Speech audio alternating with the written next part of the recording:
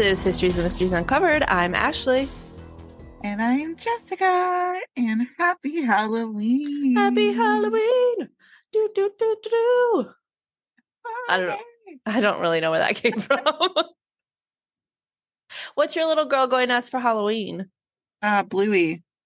Oh, but it's so like cute. Last year I tried getting her a Bluey costume, which was super cute, and it was like a onesie. Yeah. With a Bluey's head is the hat. It was super cute. Yeah. And this year I got her like this, it's a one piece, but it's a skirt. Oh, cute. And it has a hood instead of a headpiece. With like Bluey's face. It's super cute. And I'll just put some obviously I'll put pants underneath, but yeah, it's really cute. And she gets to go to dance class in it tomorrow, and I'm so excited. Oh, that's like a little tail sticking out the butt too. Oh, that's really cute. I love that. Yeah. What about your kiddos? Oliver is going as Obi-Wan Kenobi. Oh. And Mara's going as Yoda. She's got like a little Yoda hat with little ears. Oh, like baby Yoda? Yeah. No, she's going as regular Yoda. So. Oh, that's creepy. Well, here's why. Okay. I was trying to find Star Wars characters that kind of go together. And at first I wanted her to be Chewbacca because she makes this funny Chewbacca noise. But the costumes for like a Chewbacca for a baby were like $90. I was like, I'm not spending $90 on a costume. So I was like, well, let's think of something else. And I was like, oh, they could go as like R2-D2 and C-3PO. Again, couldn't really find costumes. I could make a R2-D2 one that was pretty easy, but I couldn't think of an easy way to do a C-3PO. So I was like, okay, well, how about Luke Skywalker and Leia, because they're brother and sister, right? Well, I couldn't find a freaking Luke Skywalker costume for his size. So I found an Obi-Wan Kenobi one. And so I figured she could be Yoda because they were in the same time thing. I thought a lot into his costumes this year.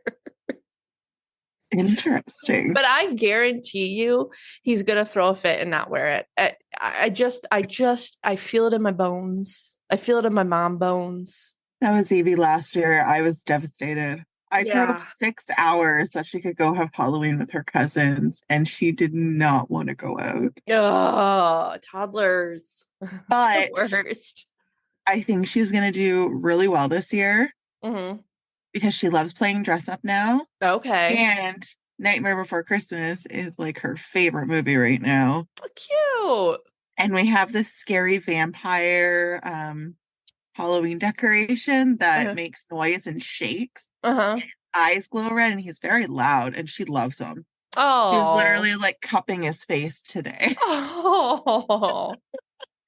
But I've never been able to decorate my house for Halloween because I'm a poor bitch. But Facebook Marketplace, I found somebody that was selling all of their Halloween decorations for like $50. Oh shit. Yeah, and it was like boxes full of shit. Oh my gosh, so that's awesome. I have stuff that I can like stake into my garden. They gave me lights, this old jukebox thing that makes noise, and there's like a skeleton head inside. And that's so cool. Yeah, so I got a ton of shit from them. So I was finally able to like decorate my house this year. And this scary vampire thing, so if you look at my house, I have columns on either side, like the stairs go up, then there's columns.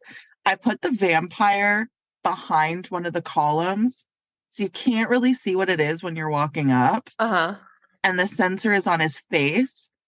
So kids have to go to the left of my door to push the doorbell, but my door on the right is the only one that opens. Oh my gosh. And that's exactly where the vampire is. So that's hilarious. That's going to be really entertaining. I'm going to scare the shit out of some kids this year. I'm really excited because we have a bunch of people coming over to my house, like with little kids. And so we're all going to I'm going to put like our fire pit in the driveway. We're going to have a fire. I'm going to have some drinks, and we're going to hand out candy and take the little ones around trick-or-treating. It's going to be a good time if my toddler doesn't ruin it. So we'll see. Yeah. Fingers crossed. I don't know why. Like I said, I just feel it in my bones. Yeah. But he has his little like toddler time school or whatever, and they're having their Halloween party on Monday. So he'll be able to wear his costume that day too. So maybe that'll get him used to it. I don't know. We'll see. Yeah. Oh, hopefully. Fingers crossed. Yeah. So everybody out there, cross your fingers for a good toddler night for me. Well, without further ado. Yeah. Ashley is going to be telling the story of the cursed Exorcist movie set. Yeah. And I will be talking about the murder of Martha Moxley. That sounds so familiar. She was murdered on Halloween. Martha Moxley. I think I know that story. I can't place it right now, but I feel like I you do as well. Yeah. Because of who the family is tied to. Okay. So right. I'm sure you'll know what it is as I get into it. And I feel like it's a pretty well-known true crime case. I feel like maybe I heard it on a podcast I listened to, but I don't know. I'll have to wait and see. Yeah, it's something. Yeah. Yeah, it's something else. So my story is pretty crazy too. Before I get into it though, if you want more of us, you should check out our Patreon. We are recording that episode next, and we're doing scary ghost stories because it's getting released on Halloween. So if you want more of us, join us at our Patreon. It's $3 a month, and you get a bonus episode each month that we usually have you guys vote on what you want, and you get a cool sticker. And it's pretty chaotic, which is fun. Yeah, super fun. Also, before we start, I'm so sorry, everybody, but I have to point this out. This really cool picture behind me. Ooh! My mother did it. It's a diamond art, and it's Hocus Pocus. Oh, that's so cool. And she got me these cute little gnomies. Oh, like I love that. Halloween gnomes. Oh my God. Okay, my webcam is like totally stuck. But these cute little gnomies. So he has like a little jack-o'-lantern, and they have like candy corn hats, and a couple of them have like brooms, and they're really cute. Those are really cute. I love them. Yeah, but she got them for me for my birthday. Love that. My mother knows me very well.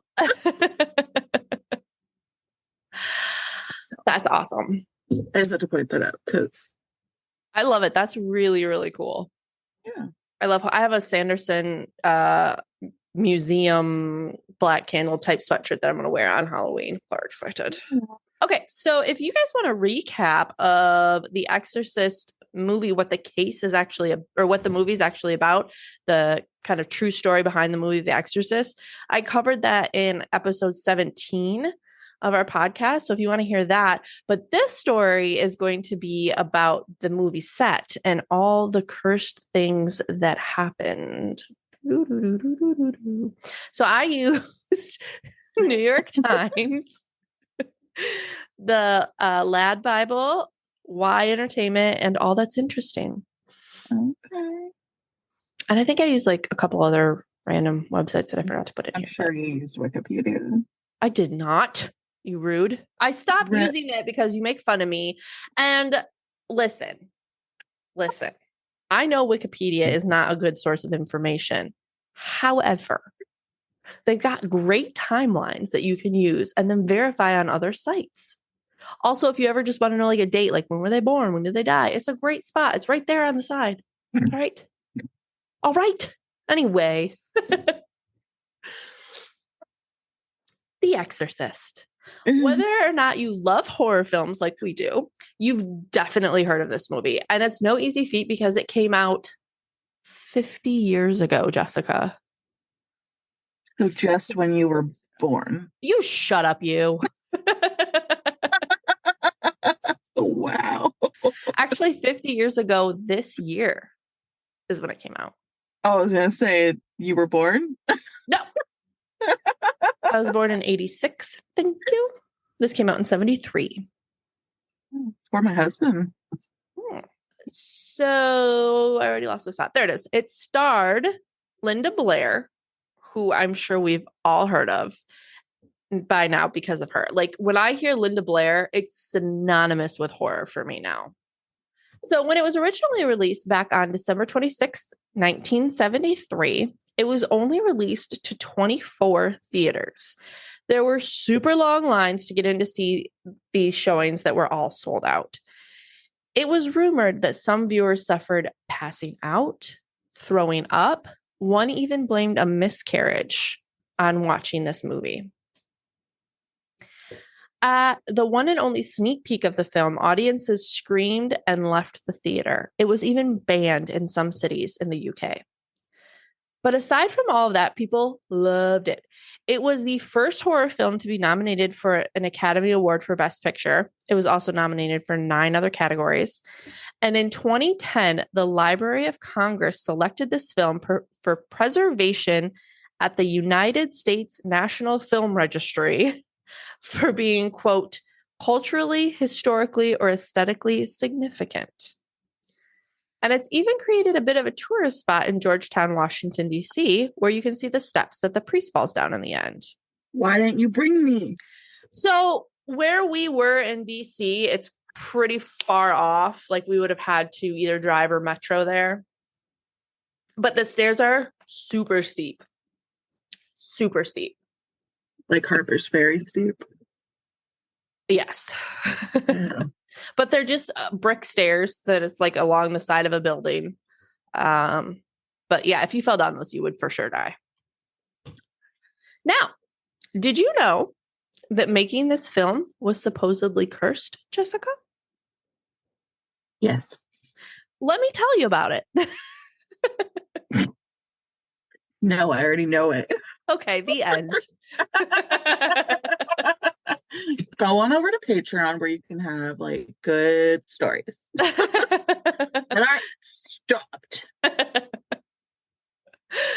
Okay, so this podcast, this movie had injuries, deaths, a fire, and even a murder, Jessica, and even possibly a serial killer. I didn't know that. That's very interesting. So let me tell you all about it. So one of the injuries was to Linda Blair herself.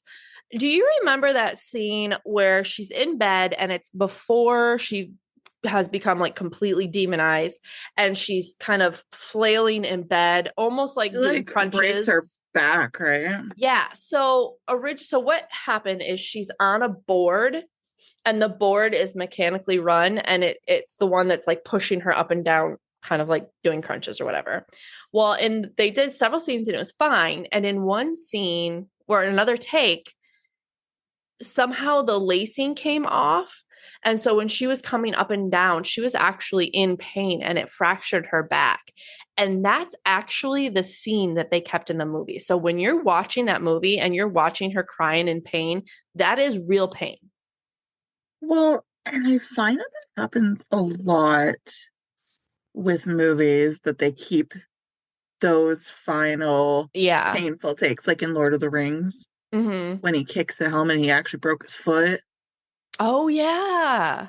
Yeah. Did you know that? So in Fellowship of the Ring, at the very, very, very, very end, when Sam is going into the river, like the river after Frodo. Sean Astin actually stepped on a very large piece of glass that they forgot, like that they missed. Needed to be airlifted out of there. Oh my gosh. Yeah, because he had like a giant piece of glass in his foot. That's crazy. Lit his foot. Oh. Yeah. That's awful. Yeah, and so the same type of thing happened here where poor 13-year-old Linda fractured her back. And that's an injury that she's dealt with the rest of her life. It caused severe injuries to her. And then she said, Question. Yes.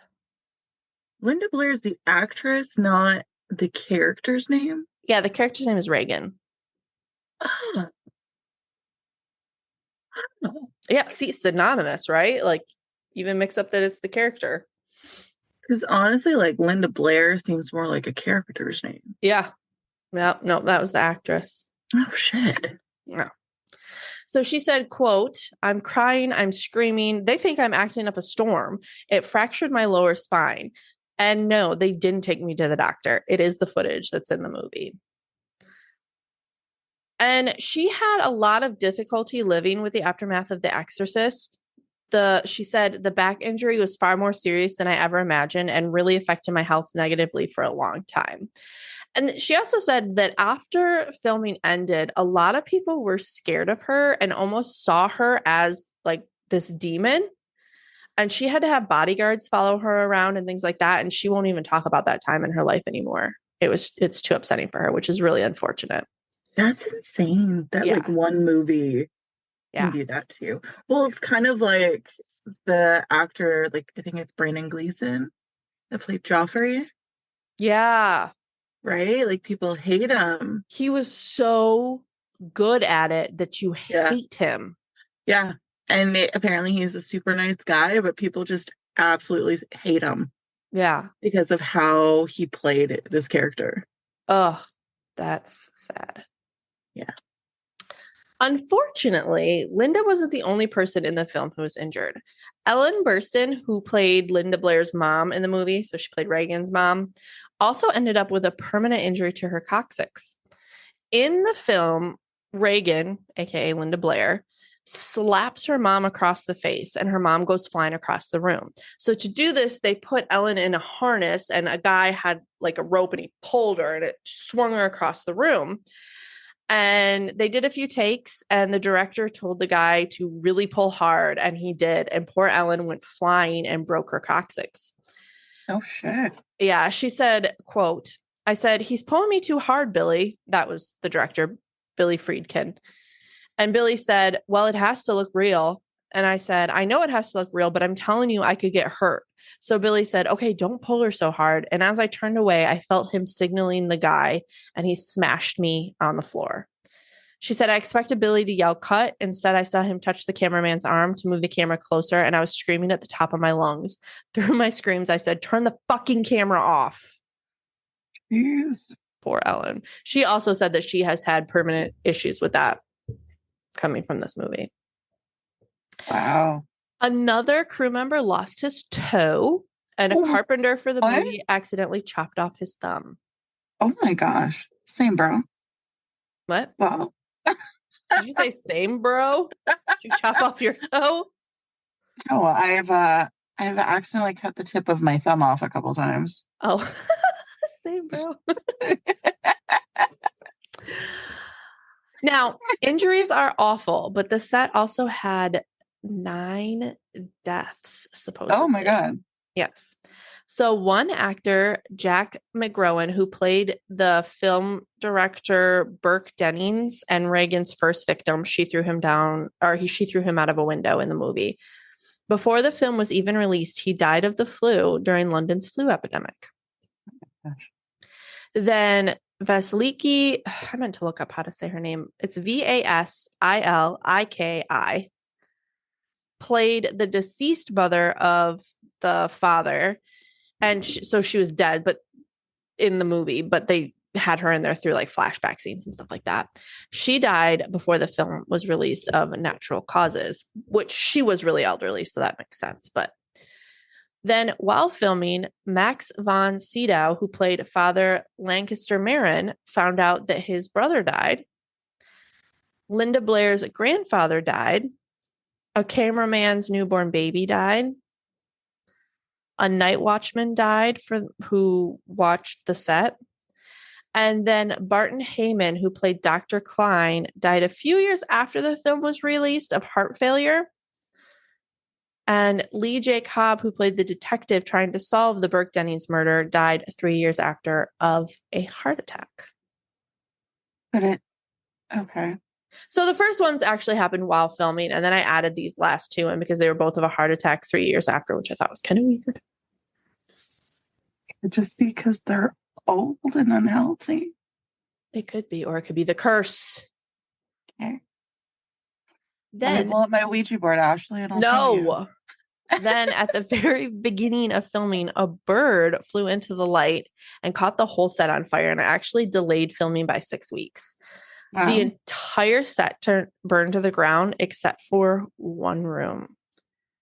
And the one room was Reagan's room, where they had been filming the Exorcist scene right before the fire broke out. Wow. So after all of this, the director had a priest come and bless the set just to make people feel better. So why was the set cursed if it's just a movie?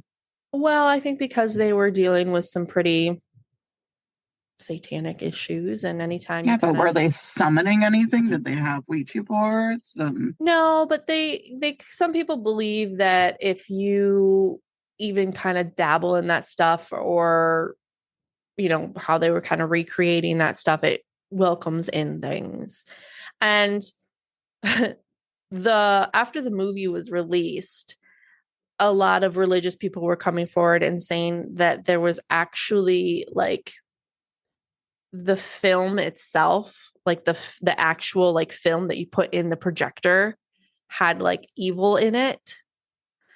And they had all these things, about how it was evil, how people were throwing up and vomiting, and they had ambulances outside. And some of that was true, but some of it was also amazing PR. Yeah, that I can understand. Yeah. So, as I said in the beginning, there was also a murderer on set. So there's a scene where Reagan gets an angiogram, which is a procedure back in like the 70s. I don't know if they do it the same way now. I didn't really look into it, but they stick a needle into an artery and there's a spray of blood that happens. And the director of the film, William Friednick, saw an angiogram happening and was like, this is fucking awesome. I need this in my movie. Hey, everybody in this room, you want to be in a movie. So he actually hired the doctor and all the techs and the radiology tech for that scene. So in that scene, when you see Reagan in the hospital getting an angiogram, those are all real medical professionals. Oh, wow. Yeah. And one of the people in the room was a radiology tech named Paul Bateson. And for all they know, Dr. Barton Lane from the radiology lab described Paul as the most experienced, and he was the best. He taught me an awful lot, and I considered him a good friend. I didn't realize until many years later that he had killed a man. I thought it was bizarre. I just had no idea. So in the 1970s, Paul was living in Brooklyn and enjoyed S&M and the leather subcultures of Greenwich Village. Apparently, same, bro. Apparently, he also drank a quart of vodka a day. Not same. So he was an alcoholic. And because of the alcoholism, I said alcohol and I was like, I don't think that's where this word goes. And then I was like, no, it does. So I just said ism. So that was the thought process there. Because of his alcoholism, he couldn't hold down a job for very long. And one night in September of 1977, a man by the name of Addison Verrill was a reporter for Variety, was found beaten and stabbed in his apartment. Now, Addison was also a gay man. And in the 70s, people didn't care if gay men were murdered. They were assholes. Yeah. Listen to my Stonewall episode. Exactly. And so one reporter for the Village Voice, which is an iconic gay news journal, named Arthur Bell, wrote a scathing article about how gay men were getting murdered and no one gave a fuck. He said that there were psychopaths roaming the New York streets and no one cares. A few days after his article was published, Arthur received a phone call, an anonymous phone call that said, "I killed Addison. Look, I like your story and your writing, but I'm not a psychopath."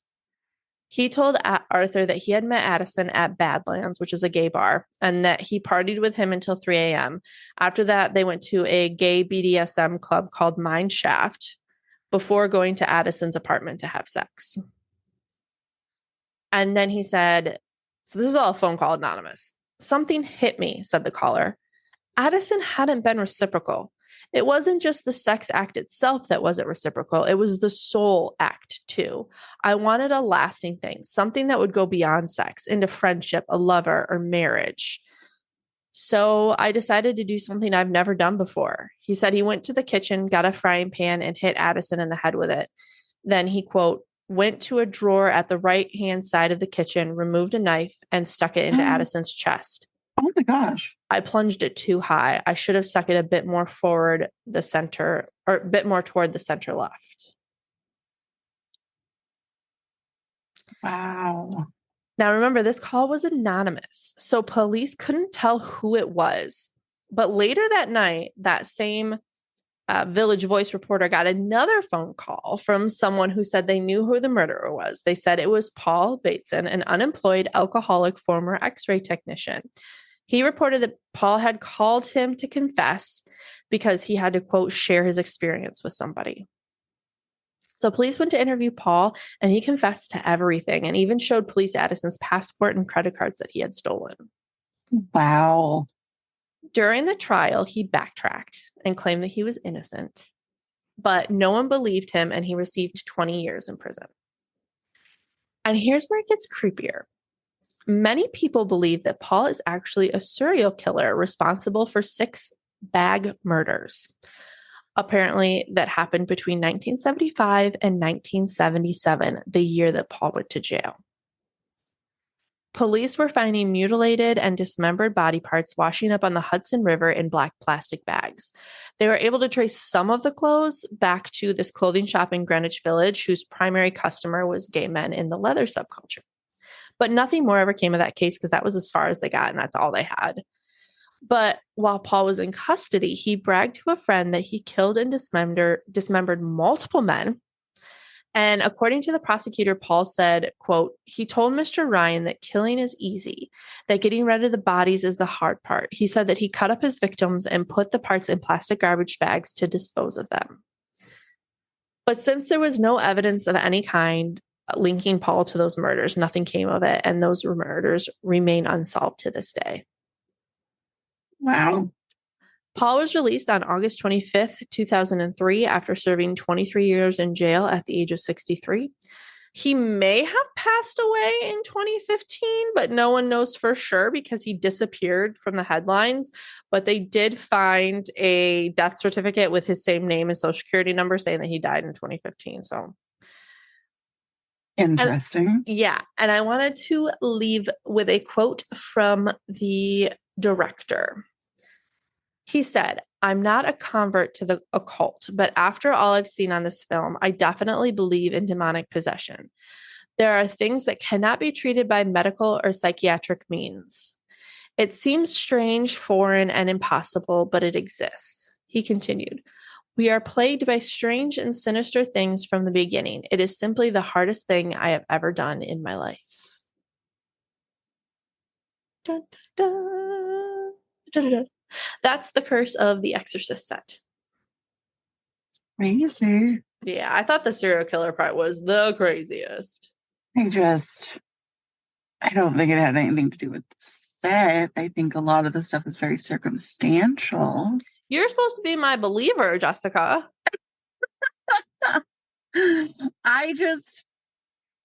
Because I find that only a couple things happened on set. Like, I think it was, the 70s? Yeah. So it was their tech wasn't that great. So I don't really think their special effects are going to be that great. Yeah. There's bound to be some issues. Mm-hmm. They were women that were injured. Yeah. So a lot of the time men don't give a crap. Yeah, and they don't listen when they say, hey. I mean, how many thousands of people died from that influenza that went through London or whatever? But he worked on The Exorcist. I think that if more things happened on set. Yeah. And there were, more occulty things that were used on set. Yeah. Then I would believe it a little bit more. Well, they did have that statue of their demon that actually got lost and delayed filming. They made this huge stone statue of the demon that in the very beginning of the movie they're supposed to uncover. and they had it shipped and it got lost and delayed filming again. Oh. I do think it's very interesting. Do I think it was because of the set? Yes. You never know. Hey, I'm giving you a taste of your own medicine. So. It's true. It's true. I'm usually the cynic. Yeah. It's very interesting. Potentially things could be linked. However, I do think it was just a lot of terrible luck. Yeah. Yeah. Yeah. So. All right. Well, tell me about your terrible true story. My true story versus your not true story. My urban legend story. All right. I used marthamoxley.com, all that's interesting, and a couple of other small news articles. So let's dive on it. I'm looking her up. No, don't do that. No, I just want to see her picture. Okay. Within the first few points, you're probably going to know why you know the story. Okay. Go ahead. On August 30th, 1960, Martha Elizabeth Moxley was born. She was raised in Piedmont, California, alongside her elder brother John and her parents. The Moxley family moved to Belhaven, which was a wealthy, is it Greenwich? Like Greenw? Yeah, Greenwich. Yeah. Oh, I knew it. Hey, that's where my serial killer was, Greenwich. I know. Oh, maybe. It was around the same time, too. Maybe it was him. Well, he targeted gay men. Oh, just kidding. So, sorry, it was a wealthy Greenwich, Connecticut neighborhood. And they moved there in 1974. Oh, mine was Greenwich Village, New York. Oh, okay. There we go. Just kidding. We're on the same Terrible page now. start. Martha's mom, Dorothy, and it is Dorothy, not Dorothy. I thought that they made a mistake because there was 2 different spellings in the All That's Interesting article, but I looked at other sources and it was Dorothy. Okay. Yeah. She said it was one of those neighborhoods the kids could just go out and meet people. It was very safe. Not even the teenagers' cross-country move could faze her. She was voted middle school's best personality and had little trouble making new friends. Oh, middle school. That's so cute. I know. She had the friends, the grades. She was playing on the basketball team. She had it all. Good for her. That was until Halloween of 1975. The nephews of Ethel Skakel and her husband, Robert F. Kennedy, the brother of President John F. Kennedy, were Michael and Thomas Skakel. So, Michael and Thomas Skakel were the nephews of Robert F. Kennedy. Okay.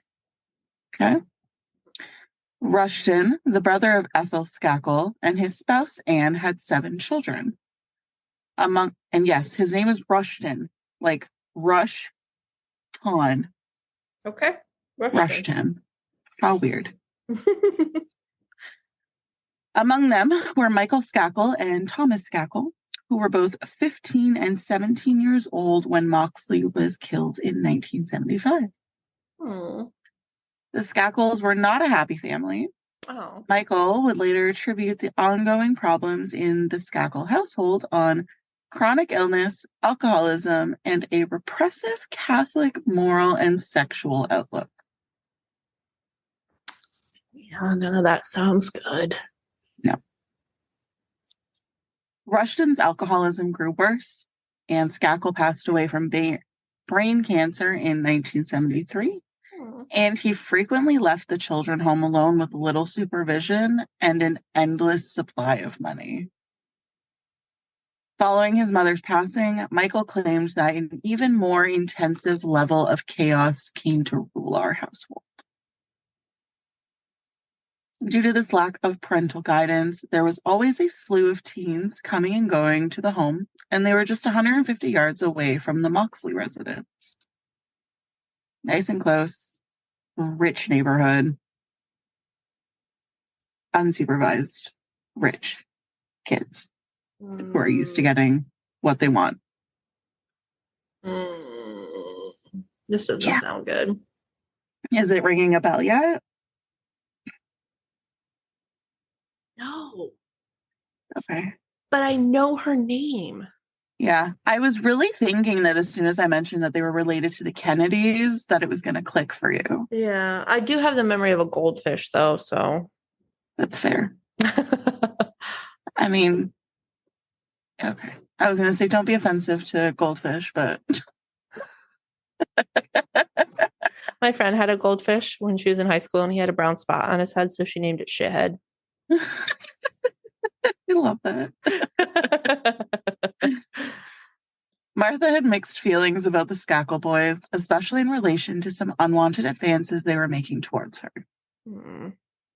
She wrote in her diary, dated September 12th, 1975, "Dear Diary, me, Jackie, Michael, Tom, Hope, Maureen, and Andra went driving in Tom's car. I was practically sitting on Tom's lap because I was only staring. He kept putting his hand on my knee. Then I was driving again, and Tom put his arm around me. He kept doing stuff like that." Then, on September 19th, she wrote, so this was a few days later, "Michael was so totally out of it that he was being a real asshole in his actions and words. He kept telling me that I was leading Tom on when I don't like him, except as a friend. I said, well, how about you and Jackie? You keep telling me that you don't like her and you're all over her. He doesn't understand that he can be nice to her without hanging all over her." Teenagers in Greenwich called the evening before Halloween Mischief Night. We called it Devil's Night. Oh my God, you little rebel. I didn't do anything. I was a little good girl, but that's what we called it, Devil's Night. Oh. Did you guys call it anything? All Hallows Eve? I don't know. No, that's Halloween. Oh, I don't fucking know then. You guys don't have a name for the night before Halloween? No. Oh. No. Well, that's why Canadians are lame. Continue. It's also why we don't have a lot of countries at war with us. You don't know. Oh my God. You don't know nothing. So this Mischief Night was when young people would go around the neighborhood pulling practical jokes. The evening never produced anything more serious than a lawn covered with toilet paper. So just mindless fun. Yeah.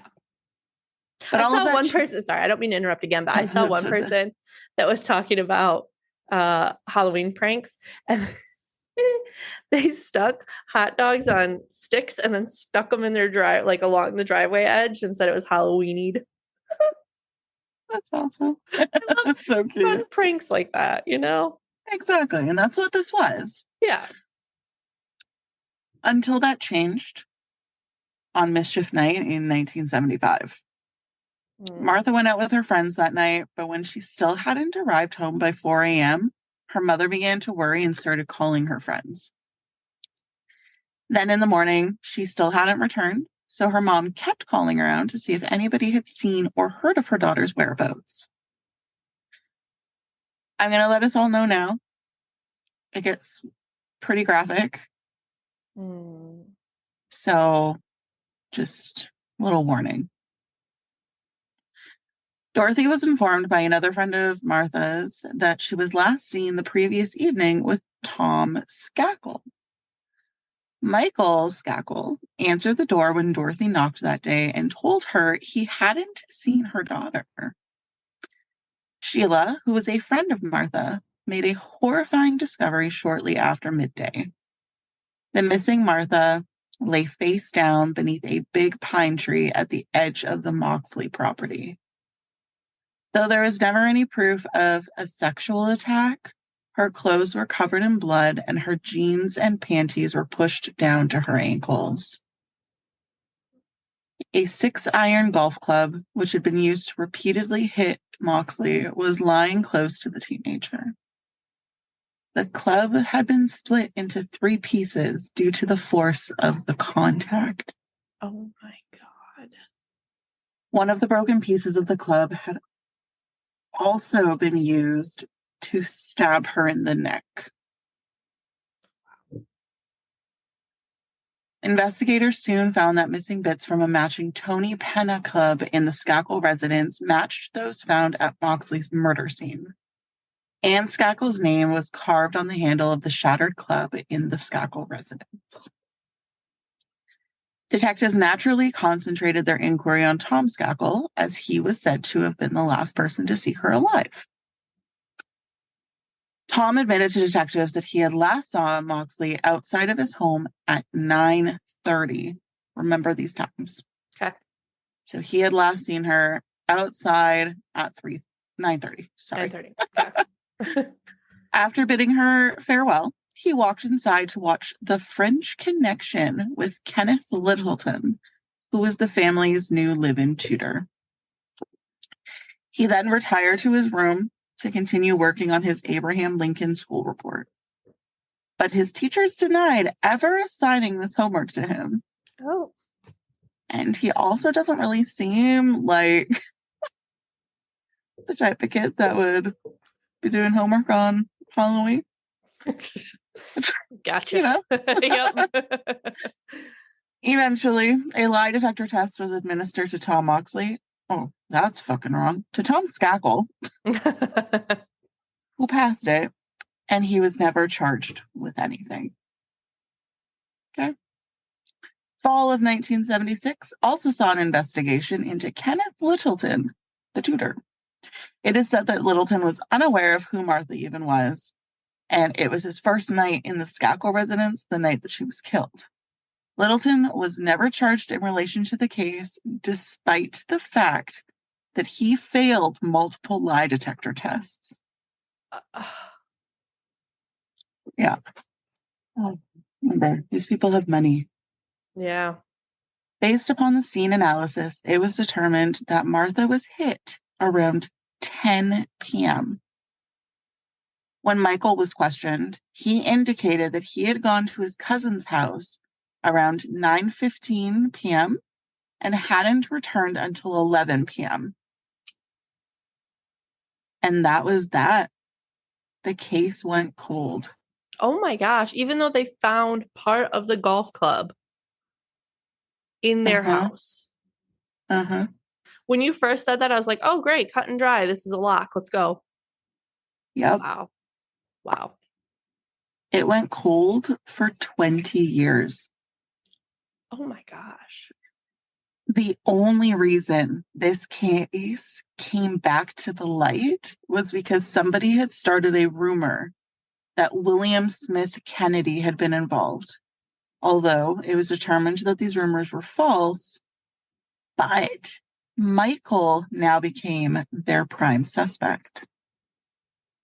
Good. I don't know why now. Yeah, but about time. And the reason that William became a suspect and was kind of rumored to have been involved in this was because he was currently facing a rape charge in Florida. Oh. Yeah. Rushton Skakel, who employed a private investigator to clear his family name, was the one who initiated the investigation into his son. In private, he hoped that evidence would surface that would raise questions about other suspects, particularly the former suspect, Kenneth Littleton, the tutor. But his scheme backfired on him. Good. Jim Murphy, who was a former FBI agent, and is that the guy that created profiling? Was that Jim Murphy? I swear that was his name. Like that was the Mindhunter guy. John Douglas. Oh, just kidding. Very close, though. Same first initial. Yeah. It's almost there. So Jim Murphy, a former FBI agent, and Willis Billy Krebs, a former NYPD lieutenant, were the two private investigators that were hired for this. When Michael and Tom Skakel were questioned by Murphy and Krebs, it was discovered that, surprise, surprise, they had both lied to the police decades prior. What? I know. Tom revealed that he had last seen Martha outside his house around 10 p.m. And what was the original time, Miss Goldfish? 9:30. Yes. Woohoo. So, discrepancy. In addition, before returning inside, Tom and Martha, this is so fucking weird, participated in mutual masturbation outside of his house. Right? Why wouldn't he just say they had sex? What? Apparently they didn't have sex. I mean, okay. Skakel began to cry when he admitted this, according to Krebs, but his lawyer cut him off before he could say anything else. This story kind of goes like hand in hand with your story last week. It's kind of interesting. What did I do last week? The never say no story. Oh, yeah. When Michael Skakel got home from his cousins at 11, he told the investigator that he had not gone to bed. This little pervert had actually masturbated outside of Martha's bedroom window after climbing a fucking tree. Why is everybody outside masturbating? What's happening? I don't know. Everybody's outside masturbating. After obtaining the investigator's report, writer and author Dominic Dunn gave it to State Inspector Frank Garr, who was a former detective on the case. Though his misgivings were disregarded, he had always harbored concerns about Michael Skakel, and his theory would gain fresh impetus from this report. An investigator and a one-man grand jury were tasked with reviewing Martha's case in 1998. In relation to this, grand juries are rare in Connecticut and are only used when all other investigative avenues have been expired. So this is like a big deal. Yeah. Judge George N. Thim concluded that there was sufficient evidence to convict Michael Skakel of murdering Martha Moxley. A number of Skakel's former classmates attested that during their time at Elon School, a special education program designed to help troubled kids, Skakel had actually confessed to them to the murder. Oh. One former schoolmate, Gregory Coleman, testified in the pre-trial hearing in June 2000 that Skakel told him that, quote, "I am going to get away with murder. I am a Kennedy," unquote. No, you're a Stackle. Yeah. Coleman went on to say that he, Skakel, had made a comment that he was trying to make advances towards this girl and that this girl was not complying with those advances, and thus he drove her skull in. Can't say no. Yeah, but there is a but. Coleman passed away from a heroin overdose in August 2001. Therefore, he was unable to testify again during Skakel's murder trial in 2002. Gosh. Died of a drug overdose. So not a drug overdose. Who knows? I don't think it was a drug overdose. So like an Epstein thing? I have a lot of theories about this. Oh, I'm excited to hear them. Oh, it's just the typical shit, but I will tell you. Okay.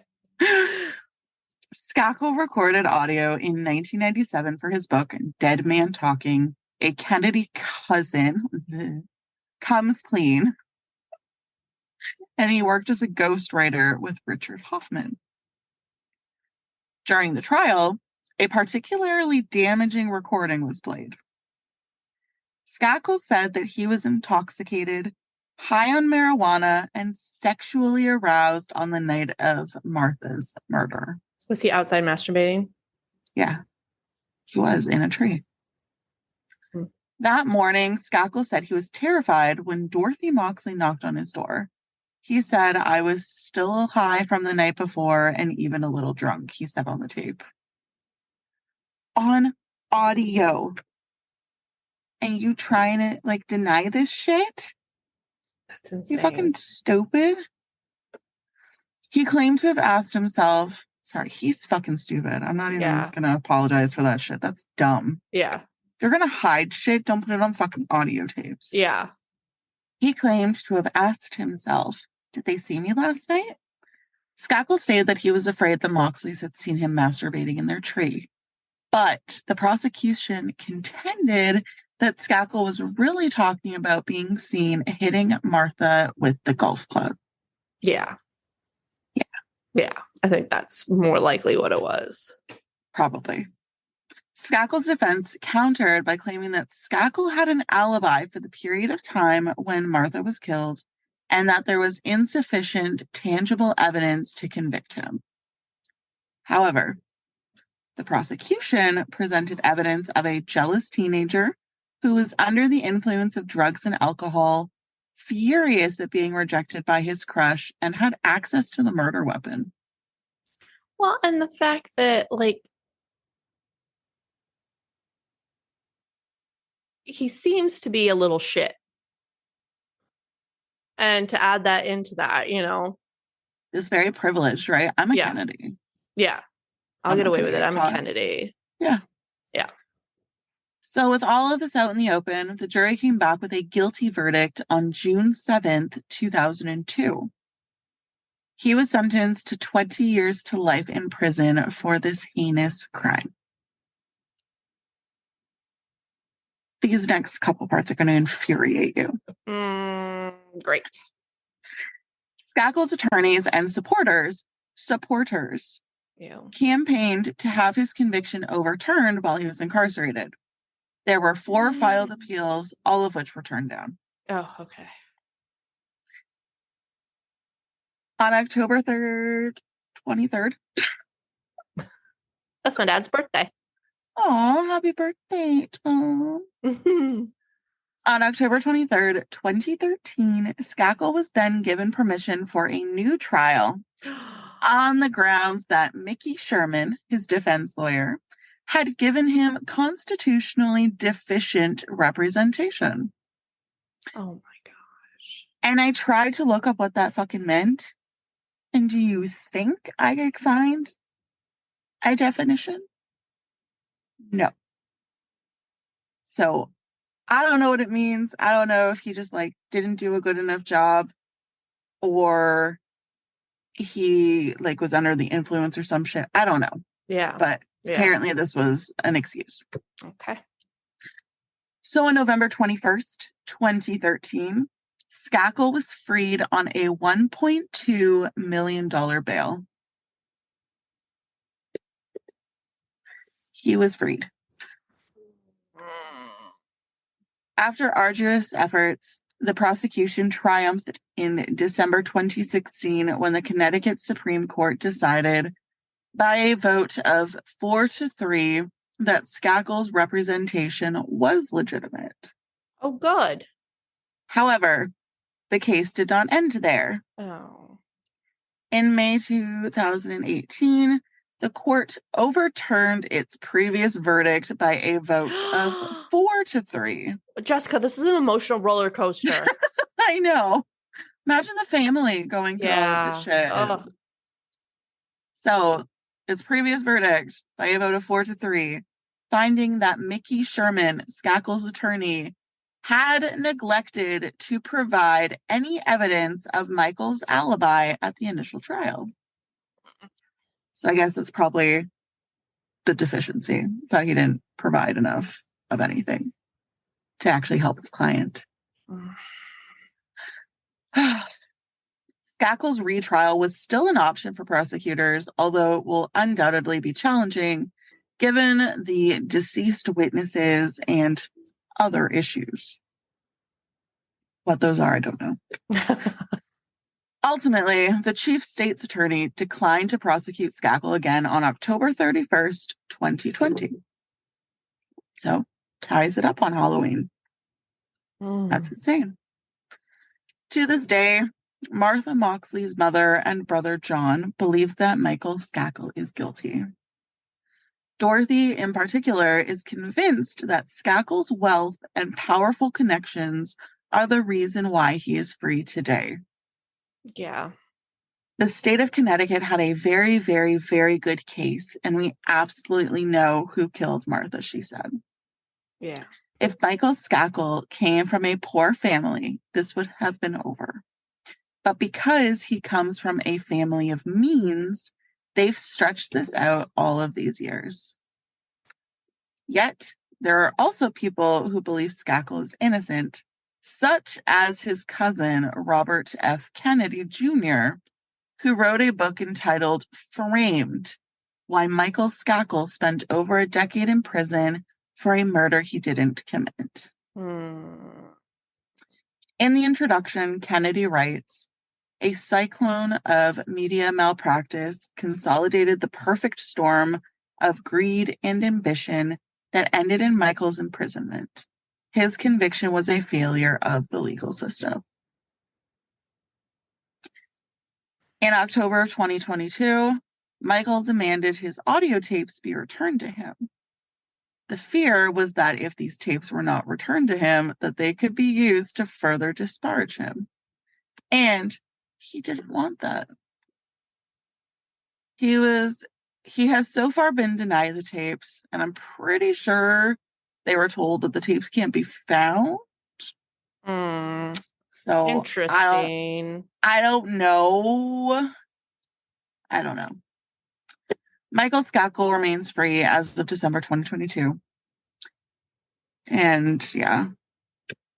Living his life. Yeah, living his life as a Kennedy. Well, I mean, he was right. He's Kennedy. He got away with it. I have thoughts. Tell me your thoughts. Why was there no DNA testing done? Well, this was back in the 70s. But evidence still should have been collected. True.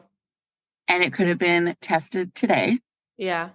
We have all the technology now. We've caught a few different killers. Golden State Killer. Yeah. Based off of his DNA from years ago. Yeah. You know? So I just and I know that there was no evidence of sexual assault. However, I feel like there would be fingerprints or some shit on the golf club. There had to be something, right? Right? And I don't get it. But I think a lot of this has to do with the fact that, as I've said throughout the story, they have money. They are a family of means. Yeah. This was never going to end in Martha's favor, you know? Yeah. He was a wealthy boy who didn't like somebody saying no to him. Yeah. And what the fuck? And I don't understand why they would think that it was the tutor. Yeah, that didn't make sense to me either.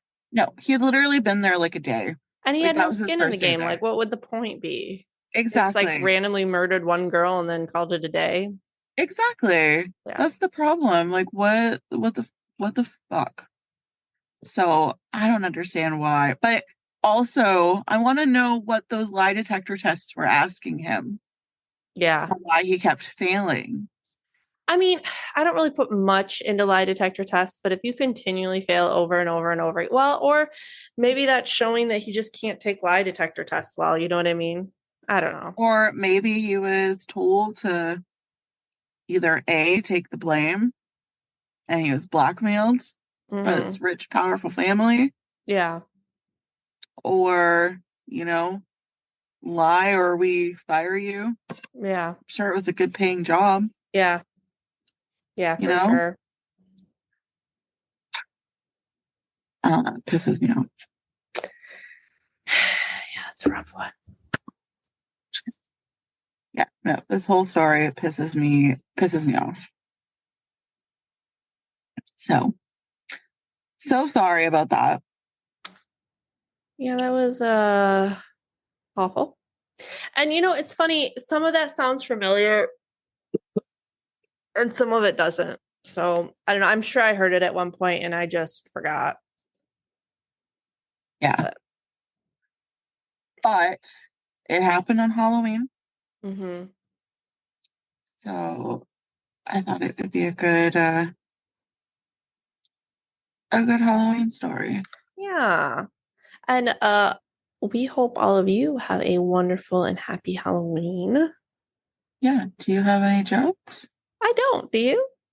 I do. Oh, okay. My wife told me to stop singing I'm a Believer.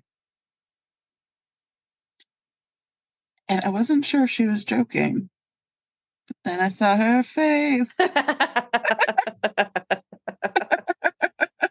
like that. Oh, that's a good one. What did the ghost say to the skeleton? I don't know what. Hi.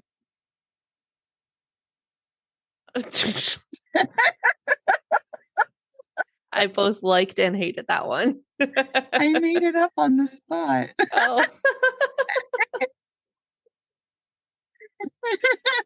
I thought it was great.